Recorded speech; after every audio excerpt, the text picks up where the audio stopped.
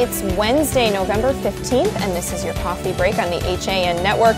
I'm Kate Czaplinski with the latest local news, including in Stratford Center last night. In Ridgefield, a controversial bed and breakfast proposal goes forward. And later on in the show, we welcome editorial cartoonist Doug Smith for a special drawing conclusions. Now, Frank Needle will have your forecast and a Nutmeg Sports update, and Donna Lang joins us later to take a look back on this day in history. But first, a bartender was undergoing surgery last night after being shot during a robbery Tuesday evening at a Stratford bar and restaurant. Now, Stratford police officers said an unknown man entered bar at 2399 Main Street just before 7 p.m. Tuesday and demanded money from a bartender. Now, Police Captain Frank Iannotti said the bartender complied and surrendered an unknown amount of cash. Now, the bartender was then shot once in the abdomen. Iannotti said the gunman fled the scene on foot, and officers spent much of Tuesday evening looking for that suspect. Iannotti said the bartender was taken to Bridgeport Hospital, where he was undergoing surgery for his injury. No updates yet on the man's condition or identity. Now, in interviews with local media, Iannotti called the incident an anomaly for Stratford. Take a look. No, this is an anomaly. This is not something that routinely happens all the time, obviously, in Stratford. We're just as distressed and upset about it as they are.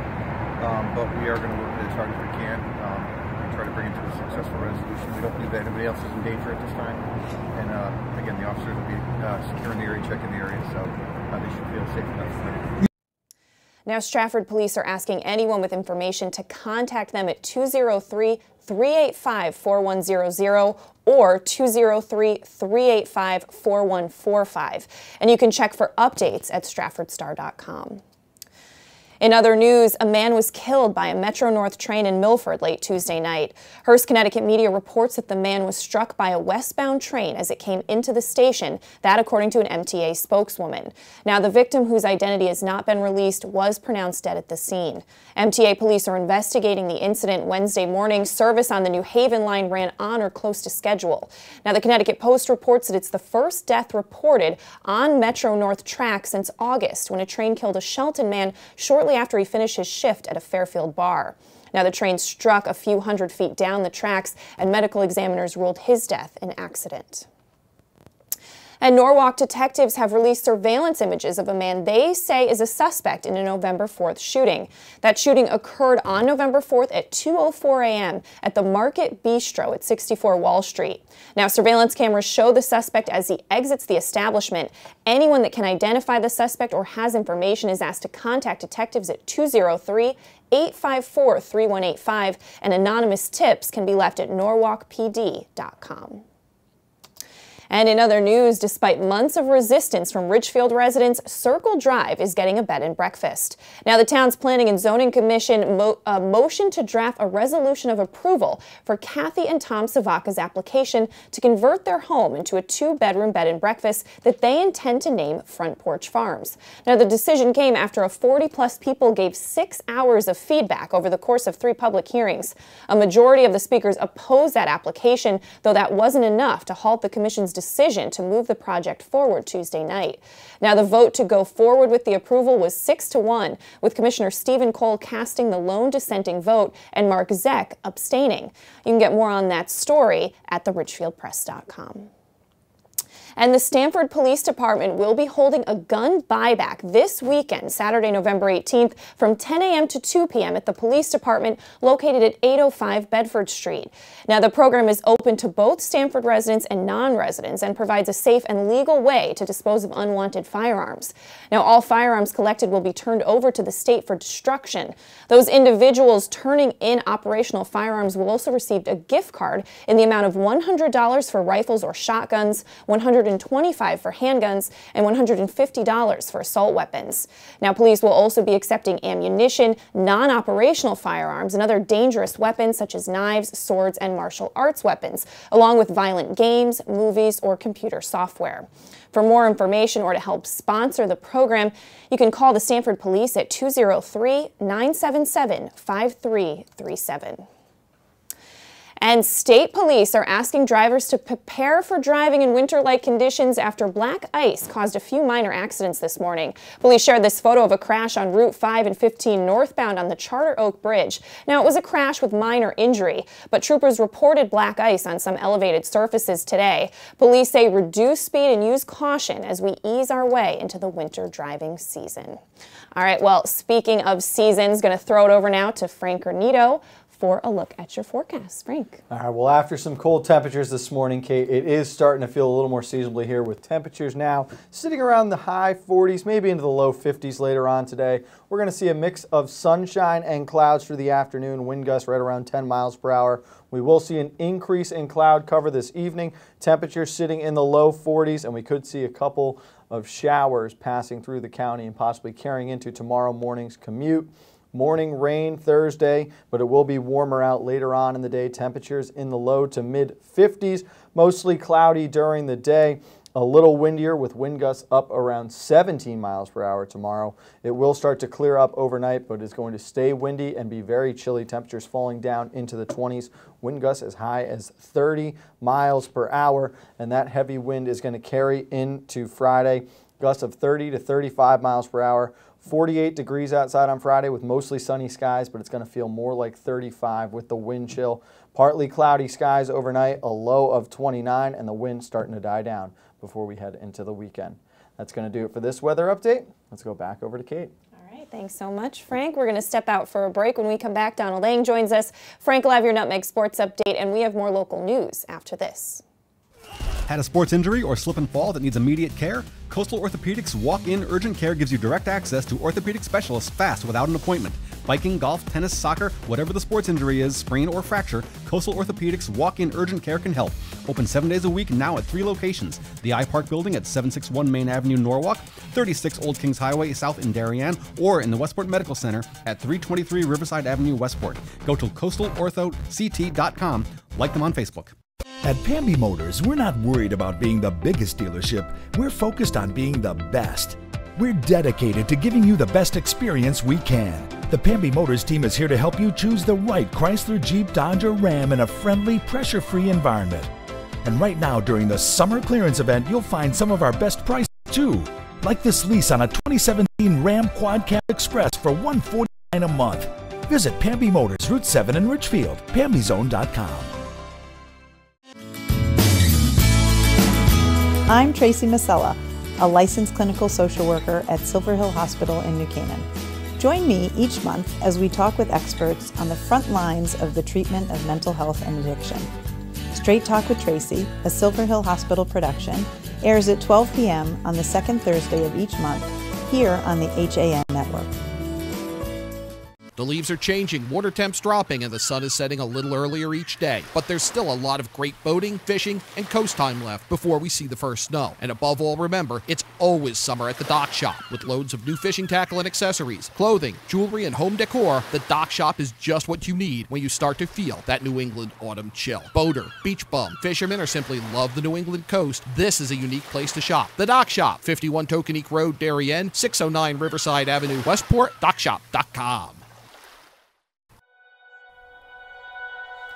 At Budget Blinds, we're in business to frame the light, the day, and the night. So we give you an exclusive combination of high style, expert service, our no surprises pricing, and our no questions asked warranty. We believe that everyone, at every budget, deserves style and service. Isn't that a beautiful place to be?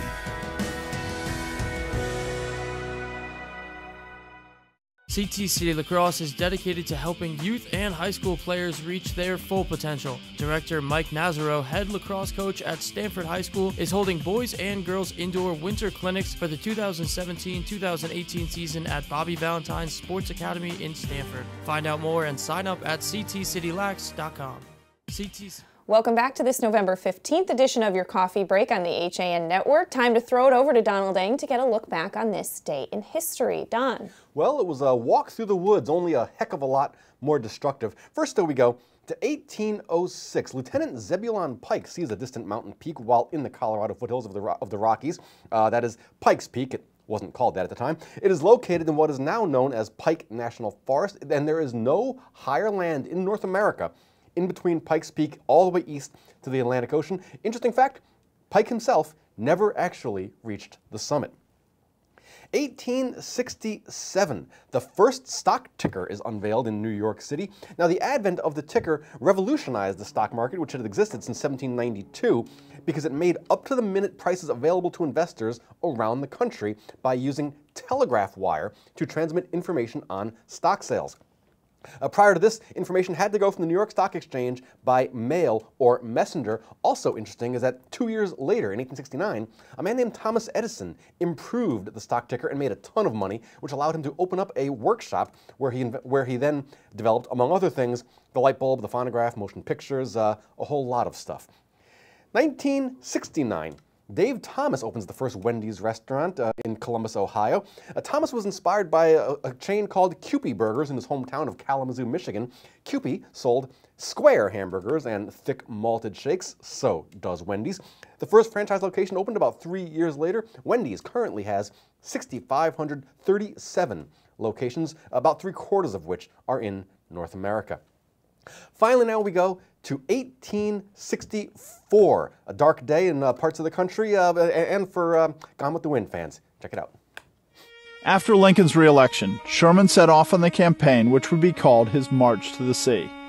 He would implement a tactic that he had started before but never put into full use: total war.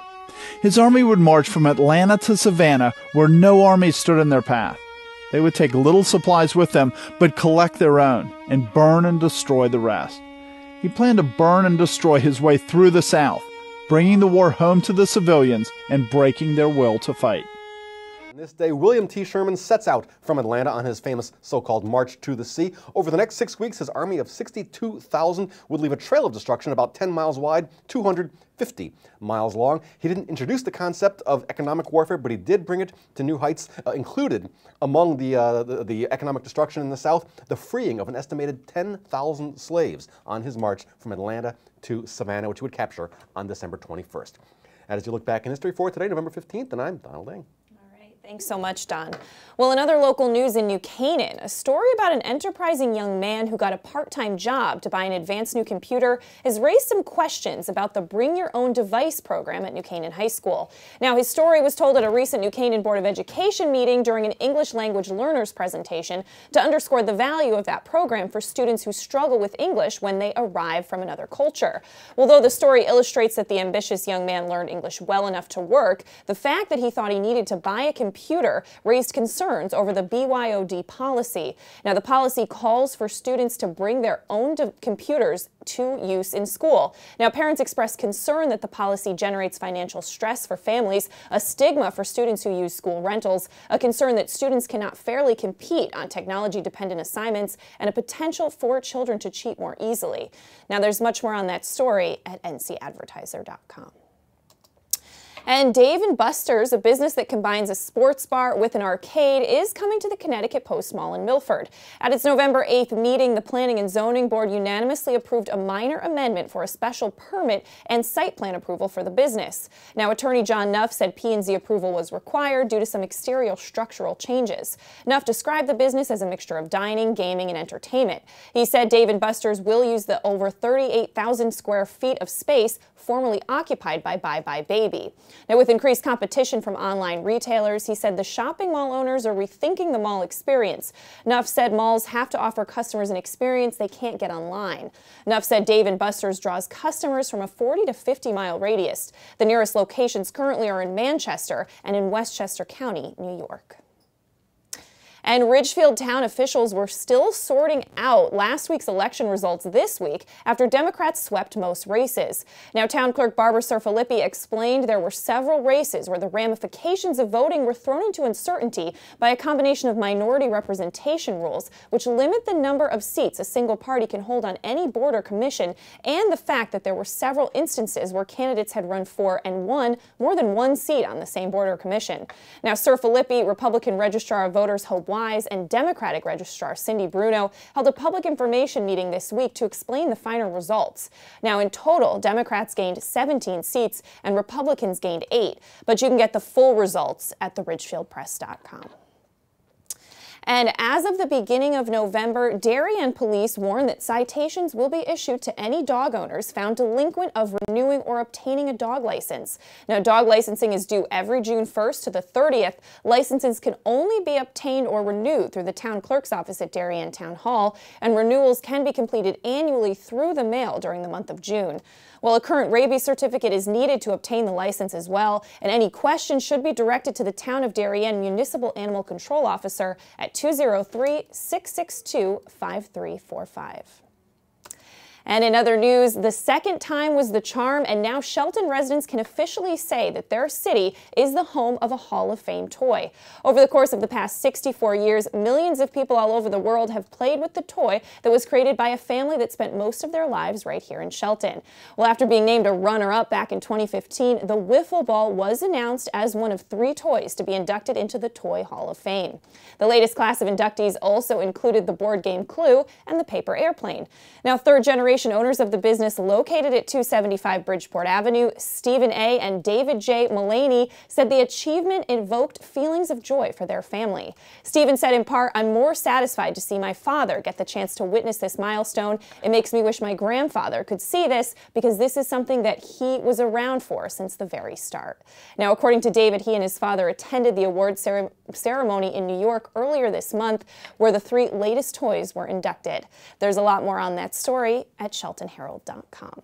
All right, but let's throw it over now to Frank Granito for your Nutmeg Sports Update. Frank. All right, thank you, Kate. We had the field hockey semifinals yesterday in the CIAC Championships. 4 FCX schools in action. Let's start in Class M. Number 8, New Canaan, a 2-1 win over number 4, Branford. Megan Mitchell scoring on a penalty stroke, and Marley Smith picking up the game winner later in that game. Emily Gatta, 8 saves for the Rams. Darien rolls over number 1 Enfield 4-1. The Blue Wave will now play for a shot at the state title. They will take on the Staples Wreckers, who had a 2-0 win over Greenwich. Goals scored by Christine Taylor, both of them in that Staples game. Shea Vanderbrock, Molly Herman, Sydney Strecker, and Bridget Maloney scoring for Darien in their 4-1 win. Also, St. Joe's rolling over H&K 3-0. H&K not even hitting 20 in these games as they continue their run of dominance through the Class M volleyball tournament. You'll also see Greenwich taking on Southington in the semifinals of the Double L volleyball tournament this afternoon. You've also got soccer on the air. Number 3, St. Joe's. Number 2, Daniel Hand, Class L semifinals. And in the Double L tournament, you'll see Ridgefield and Glastonbury, Staples and Darien. Those are the other semifinals. Those played this afternoon. We'll get you caught up on all of those games later on today, 2 o'clock on Nutmeg Sports. For now, though, let's go back over to Kate Czaplinski. Thanks so much, Frank. We're going to step out for a break, and when we come back, Doug Smith, our editorial cartoonist, joins us for a special segment, Drawing Conclusions, right after this.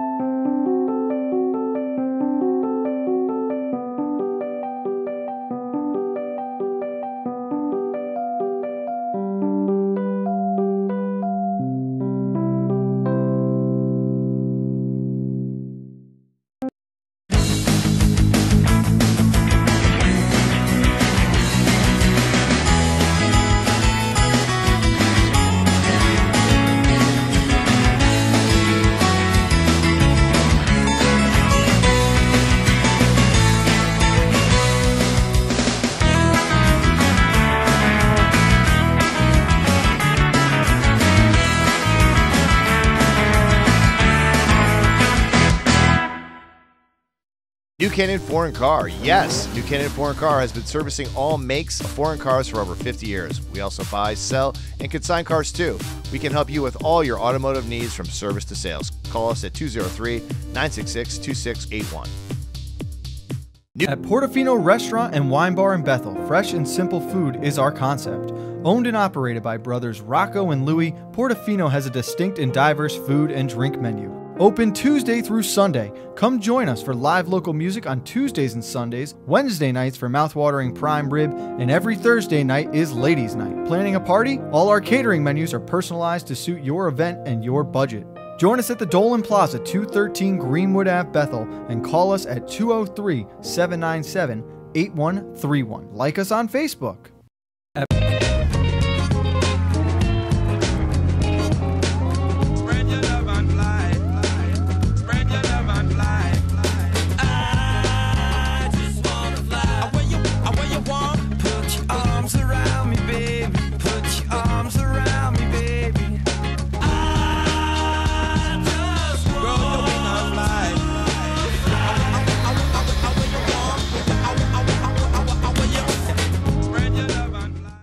Welcome back to Coffee Break. It's time for some drawing conclusions, which is a segment we typically do on our CT Pulse show, but since there is no Pulse today, we have Doug Smith, he's one of the gargoyles right there, joining us to do it on Coffee Break. Yep, hanging out with all my friends there. Yeah, looking good. All right, it's not for nothing that they're known as grotesqueries, you know.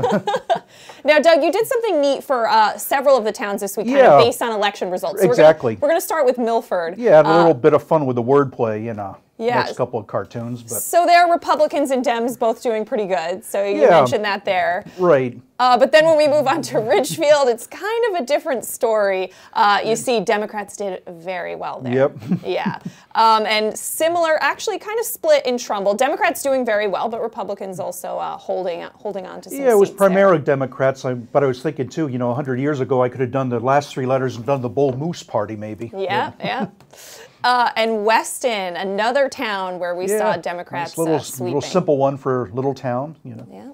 And Stratford, Republicans, one of the interesting town results. Who knew? My hometown. I mean, what? A lot of backlash against Democrats on the town council there, so they did quite well. But so I love what you did there with those election cartoons. But moving on, we have a Shelton cartoon. This has been a big story in Shelton. Great. The strip club, I guess the strip club, burlesque club. Burlesque club, right. Hush, was that the name of it? Yes. Yeah, it was shut down before they even had a chance, but they did all this promotion talking about how they were coming in, and you'd think they would have done a little bit of homework with the P&Z before that. So there's the plane that is the burlesque cafe going down. I should have done some sort of like joke. We'll see, it might come back. The plane might be coming back up out of the water at some point. Then we could do like a landing strip in the cartoon. All right, and up next we have Reading. Tell us about this one. People are still complaining about the train whistle at the station. I did this too because the train set sort of evokes the coming Christmas season. It's true. I like it. But I just always wondered though, I mean, if you knew the train station was there and you bought a house right next to it, would you really I know. Can you complain? Exactly. I mean, that station's been there a lot longer than a lot of those homeowners, so I don't know. People like to complain. All right, up next we have Easton, some solar panels going up at an elementary school there. Yeah, a little blurb for those. I just hope the school doesn't get any sun damage there. Yeah, let's hope not. I mean, do folks still use those things anymore? Or? I do not think so. I think those are gone now. Oh, yeah, okay. They do not use them. Darien as well. Oh, the mini golf returns to the Darien Library. There's a mini golfer. I love it. He's saying 4, but it looks like he's aiming right for his head. Now, this next one, Doug, I just know you love to draw this building. This new Canaan cartoon, you just love to draw this building because it has such a distinctive roof. I know. And it's been a while because it hasn't been in the news for quite a while. Just a year ago, I mean, they were condemning the place. Yeah. Now they're talking about utilizing it again for some educational purposes. That's nice. But yeah, to me, it's always just looked like a big IHOP. It does. Yeah, I agree with you there. Swiss chalet or something. But and up next, we have Monroe Police equipped with body cams. Your imagining of what that might be like. Right. Looks historical technology there. It looks a lot like our teleprompter, actually. We always joke about that. People can't see that, but yeah, very similar. I guess the photographer would be saying hold still while the cop would be going like, move along, you know. All right, Doug. So those are your cartoons this week. As always, love chatting with you and getting a preview of those. All right, and you can usually see Doug on Wednesdays on CT Pulse, so be sure to catch us there. We're going to wrap things up here on your coffee break. Coming up at 2 o'clock, of course, is Nutmeg Sports, and we'll see you tomorrow at 11. Have a great day.